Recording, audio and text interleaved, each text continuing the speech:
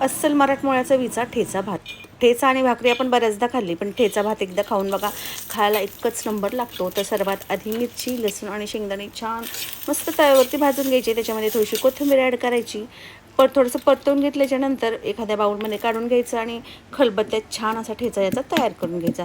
मिक्सरच्या भांड्यामध्ये तयार करायचं असेल तर मिक्सरच्या भांड्यात टाकून थोडंसं पल्स मोडवरती फिरवून घ्यायचं, म्हणजे छान असा ठेचा तयार होतो.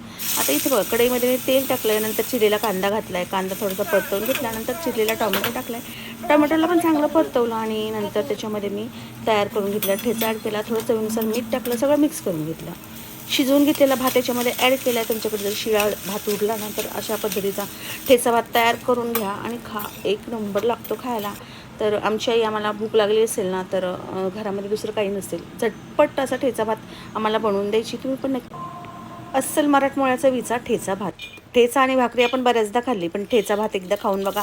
खायला इतकंच नंबर लागतो. तर सर्वात आधी मिरची, लसूण आणि शेंगदाणे छान मस्त तव्यावरती भाजून घ्यायचे. त्याच्यामध्ये थोडीशी कोथिंबीर ॲड करायची.